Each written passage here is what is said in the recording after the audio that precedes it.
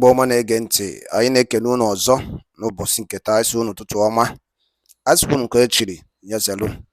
Once again, good morning, good afternoon, good night. It depends your time and your location. You are joining us today at Eastern News 24. Asụka m ka Chukwu okike abụọ ma pụrụ ime ihe niile gọzie ụmụ Chineke, gọzie ụmụ Biafra n'ime ihe niile Biafra ya analiri. Ana Mazi Nnamdi ka na ya apụta na nga ise. Alright, dịka o si na-ada ya gbapụ na ya ọsọ wetara unu ozi dị oke mkpa. Ịma na ụmụnna ya mahụ na ejere kọtụ na ya bụ nyaahụ nke gara aga bụ 15th of May 2023. Ewe kọtụ ejere na Federal High Court Abuja concerning the suit filed for the federal government ipe Mazi Nnamdi Kanu nnukwu ụgwọ to violate for human rights violation. So ya bụ ife ka anyị chọrọ inyekwu unu update maka anyị kwere unu nkwa ụmụ Chineke na anyị ga-enyekwu unu update na this platform ihe ọbụla na-eme na Biafra land. Biko nagide anyị na anyị wetara ya yesterday ọ n'ụtụtụ a ka anyị fụrụ ya bụ update asịkwa ka anyị gosi ya ụmụ Chineke. Alright, gee ntị ka n'ife maazị nke bụ lead counsel San Mike Ezekome gee ntị ka n'ihe o nwere ike ịgwa anyị gbasata maka ya bụ kọtụ ahụ nke ikpede on 15th of May 2023. Alright, over to you, our able lead counsel. Over to you, sir. Until the courts do the needful and the government does the needful. This particular one is an originating summons which was filed on the 7th of April 2022, and it was before this honorable court, the Honorable Justice Inyang Eko of the Federal High Court Abuja.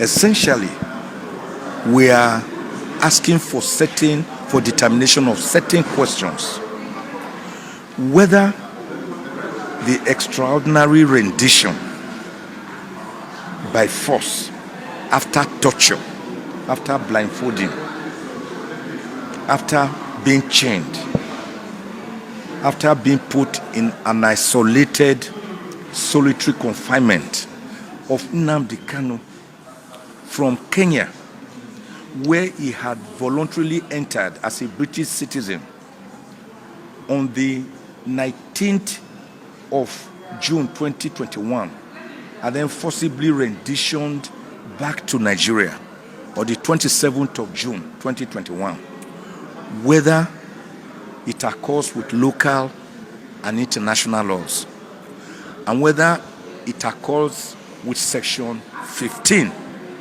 of the Extradition Act, Laws of the Federation of Nigeria, 2004. We are invoking what we call the doctrine of specialty also. Our contention is that only extradition proceedings will enable you bring back a citizen from another country to Nigeria, or from Nigeria to another country. Indeed, we gave the example of this police officer, Abba Kyari, who, when America wanted him for certain crimes, it was the Attorney General here who said he could not be extradited because a case had already been filed against him here. On the contrary, it is the same Attorney General that masterminded the forcible extraordinary rendition of Nnamdi Kanu from Kenya to Nigeria without following due process, without following the extradition process. And the Kenyan government, in a suit which we have exhibited, made it clear that they never consented for Nnamdi Kanu to be renditioned back to Nigeria.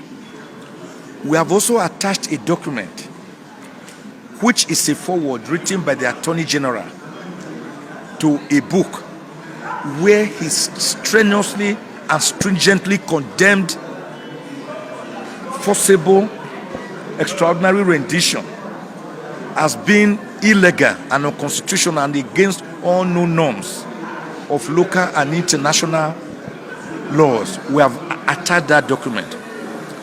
We are also contending that under the doctrine of specialty, when a person is brought back, even if done properly through normal extradition, you can only try him for the offenses for which you are extraditing him, or for lesser offenses, but not for offenses that were going on before he was brought in.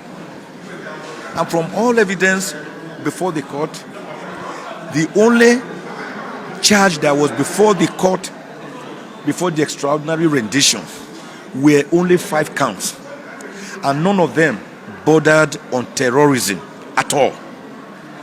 It was only after they brought him back like a common criminal, like the way they tried to do to Alhaji Umaru Diko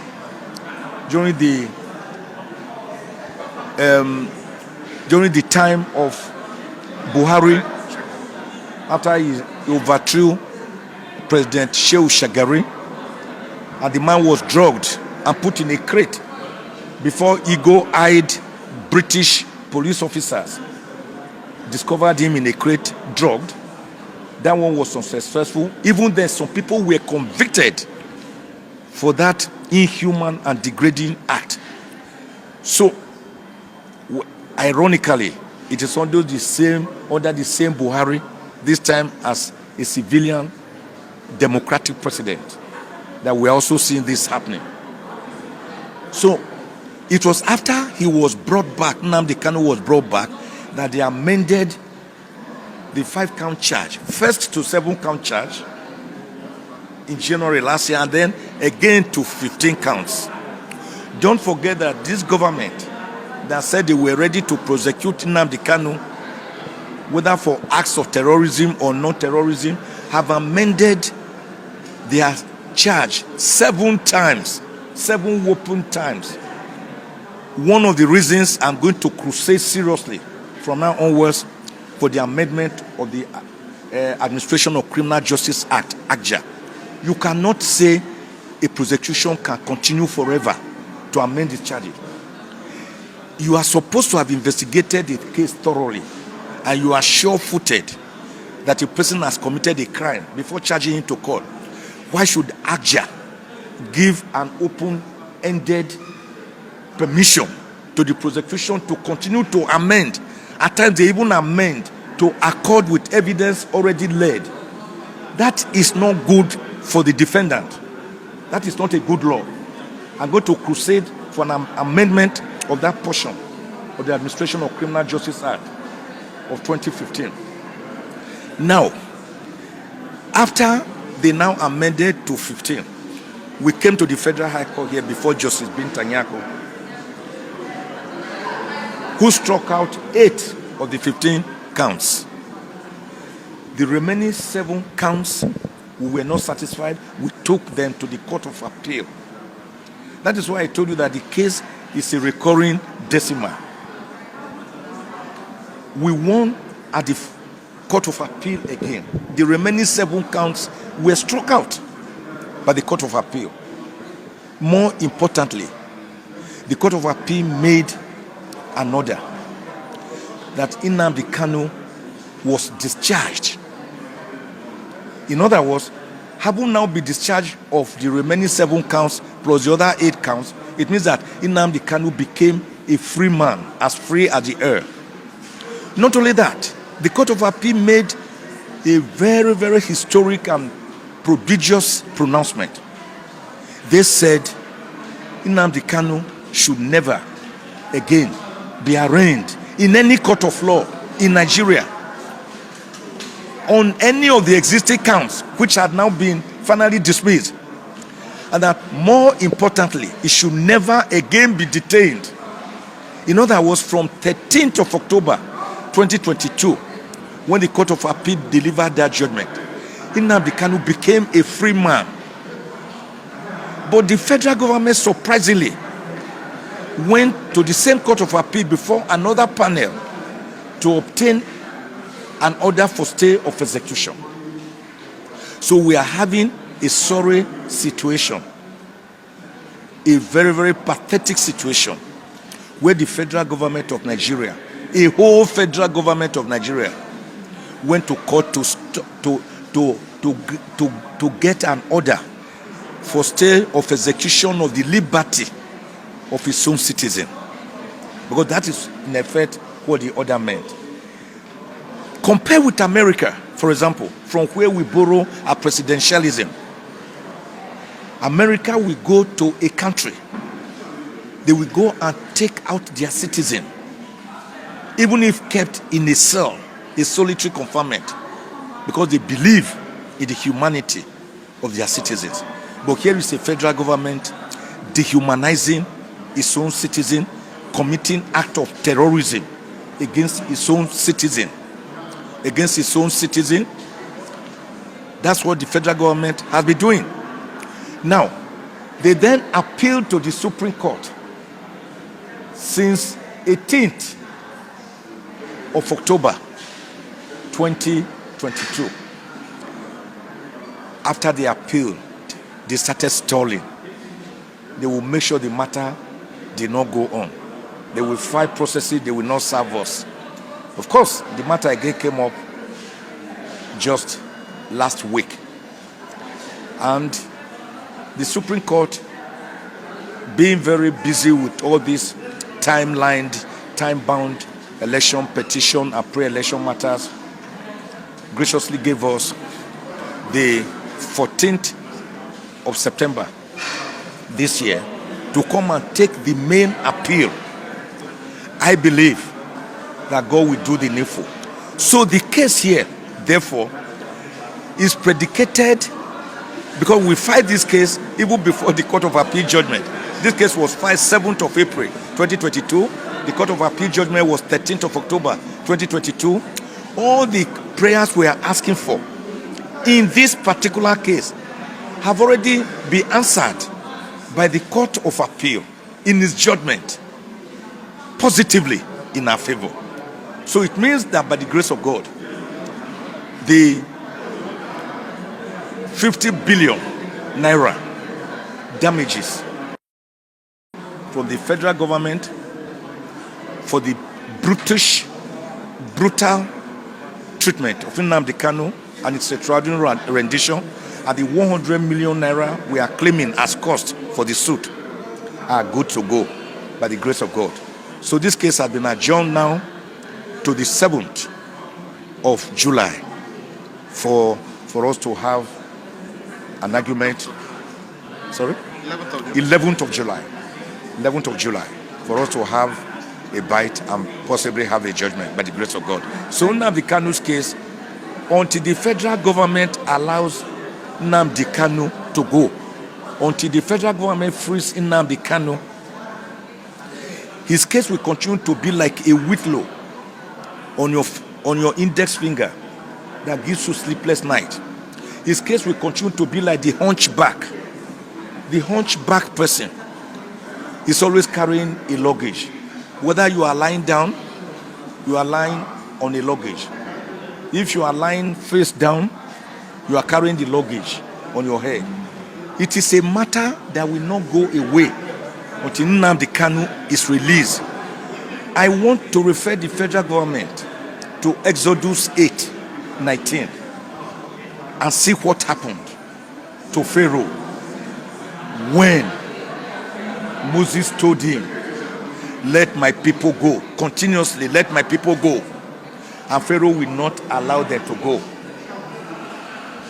The littlest of insects, a louse, a gnat, was what the Egyptian magicians hired by Pharaoh could not conjure.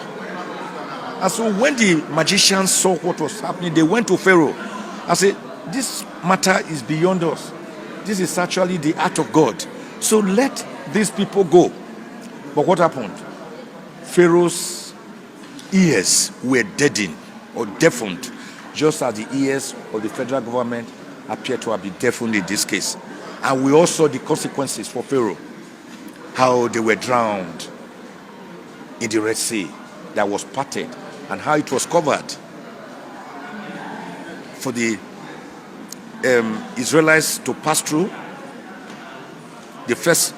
God first opened it for them to pass through, and then convert it to drown the Egyptians. I don't want that to happen to the federal government. So again and again, for the third time in about 10 to 12 days, on bended knees, I beg President Muhammadu Buhari to release Nnamdi Kanu today, unconditionally, without any condition attached. Because even the AU, African Union, has said it should release him. Even the United Nations Human Rights Commission has said it should release him since July 2022. Even my 34-page letter to President Buhari, I have begged him to release Nnamdi Kanu. He can do this through, he doesn't have to interfere with the judicial process. If that is what is giving him fears, let me give him the free legal advice.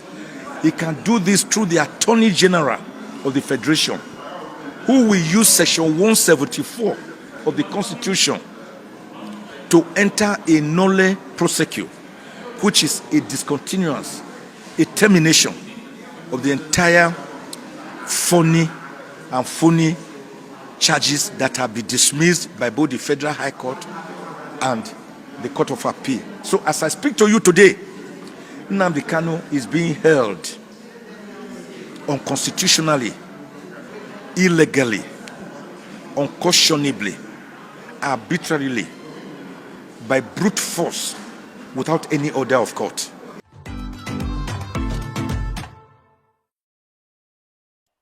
All right, Dalun unanugo n'ife our lead counsel Mike Ezekume na-ekwu San Mike Ezekume unanugo update onye na ya gbasata maka ya bụ ikpe nke ha kpelu na 15th of May 2023. Kefi nwere ike ịgwa anyị ụmụ Biafra, leave us with your own comment on the comment section below. Don't forget that this is Eastern News 24, a home of latest news on what is happening in Biafra land. Ụmụnne m daalụ nne, ọ bụ na subscribe bell ka baalụ ka ị click ebe anyị sere bell, metụ ya aka, and also turn on the notification for more updates at Eastern News 24. Ndị be anyị daalụ nne, asịkwa m unu ka Emeka Chukwuka abịa ma chekwaba na anyị, gọzie anyị. Ise. Thank you so much. Stay tuned. More news updates is coming. Thank you. Kemesiano Ndebai.